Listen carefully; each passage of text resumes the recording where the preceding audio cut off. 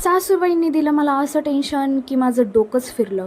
तर नमस्कार मंडळी, मी प्रीती पुन्हा एकदा स्वागत करत आहे तुमचं माझ्या छोट्याशा ब्लॉगमध्ये. काल मला सासूबाईंनी कॉल केला होता की उन्हाळी काम कर, साबुदाण्याच्या पापड्या आणि बटाट्याचे चिप्स. पण हे मी कधी एकटीने केले नसल्यामुळे मला फार टेन्शन आलं होतं. असं म्हणलं तर मला सासूबाईंनी सांगितलं होतं की कसं करायचं आहे, काय करायचं आहे ते.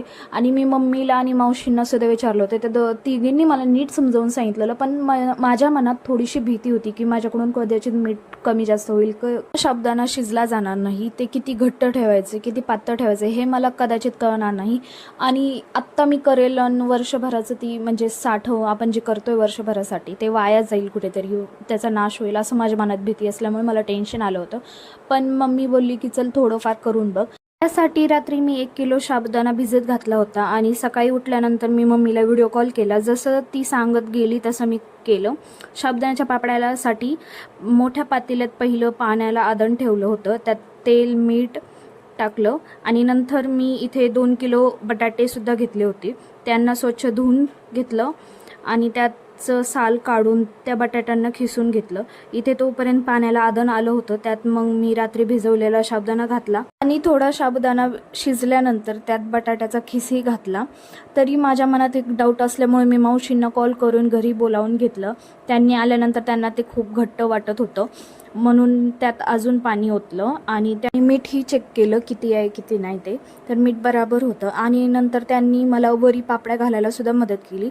एक गोष्ट त्यांनी मला सांगितली की उन्हाळी काम करताना जरा लवकरच करायचं असतं, उन्हाच्या आधी, जेणेकरून ऊन लागू नये. कारण मला हे करायला खूपच उशीर झाला होता. 11 वाजता आम्ही वरी गेलो होतो पापड्या घालायला आणि खूपच ऊन लागत होतं. मावशींनी मदत केल्यामुळे तरी ते पटकन उरकलं. इकडे पहा, ह्या परीने काय करून घेतलं होतं. तिने एकटीनेच नाही तर मीही तेच करत होते.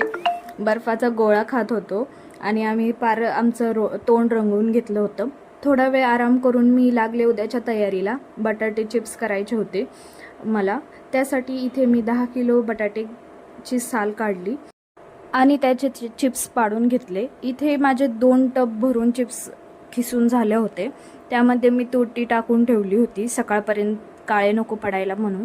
मी हे काम उरकून घेतलं तोपर्यंतच परी आणि तिच्या पप्पामध्ये काहीतरी झालं असल्यामुळे परी त्यांच्यावर रुसली होती. रुसून बाहेर जाऊन असं बसली होती.